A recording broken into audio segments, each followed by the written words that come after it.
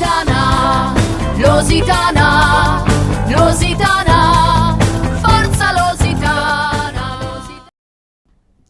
Amici di Thunder, buonasera dal G-Sport Village, dove per il 25esimo turno del campionato di Serie C2 Girone A di calcio a 5 la Lusitana ospita la Spes Poggio Fidoni, una delle squadre più in forma del girone, che ha bloccato sul pari la scorsa settimana la capolista Italpol. Marcato bene però allora Magrini, ancora per Duro che cerca questa volta la conclusione murata. Può ripartire il contropiede della Spes con Graziani che va via. Graziani, la risposta di Ricci, poi possibilità ancora per Chinzari che serve Graziani, la sfera rimane lì, Ricci tocca ma non riesce ad allontanare il pallone che supera la linea di porta e dunque 1-0 per la Spes Poggio Fidoni con Graziani dopo 6 minuti del primo tempo.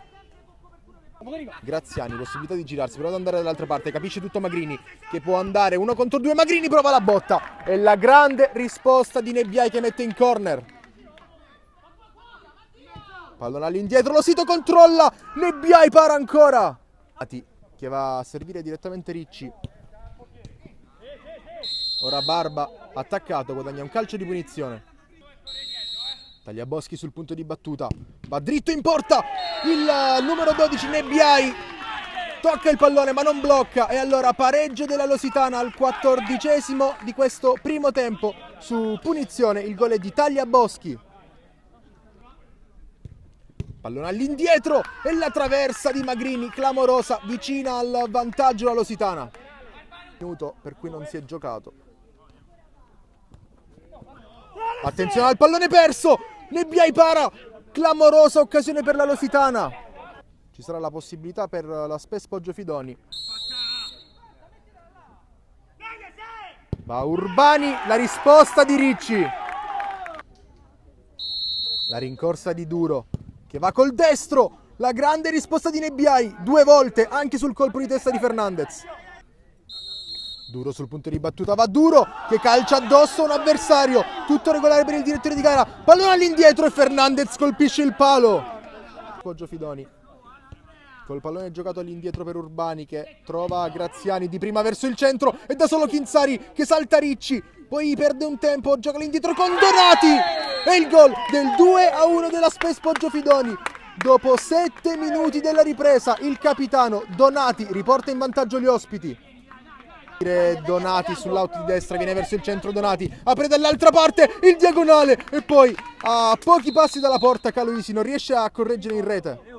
Boschi avanza palla al piede, va in verticale, intercettato per il suo suggerimento, poi Caloisi viene toccato duro da Baccari che si prende il giallo. Attenzione perché era già ammonito il numero 3 della Lositana che in questo momento viene espulso dal direttore di gara quando è in corso il 12esimo minuto della ripresa.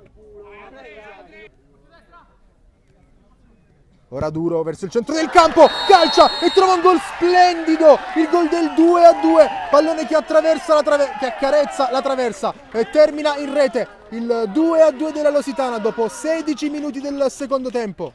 Non è ancora in avanti per Chinzari, attenzione che c'è un compagno solo verso il centro, riceve in questo momento Graziani, si oppone Doro, pallone ancora vivo però per Urbani che calcia, ancora Doro, mette in corner, salva tutto il numero 12 della Lositana.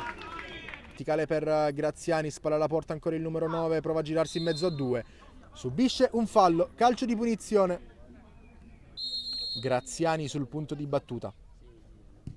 Gioca corto per Urbani che trova il gol del 3-2 al 24esimo del secondo tempo. Si riporta in vantaggio per la terza volta la Spes Poggio Fidoni. 7, tutta chiusa la Spes Poggio Fidoni.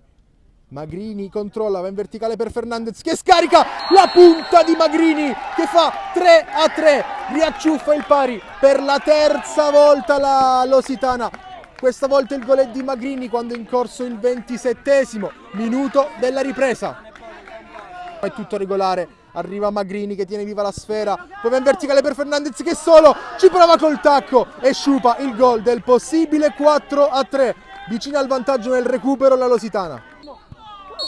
Finisce qui 3-3 al termine di una gara bellissima tra Lositana e Spes Poggio Fidoni, due squadre che non hanno sicuramente tirato indietro la gamba in nessun momento del match. 3-3, pareggio probabilmente anche giusto.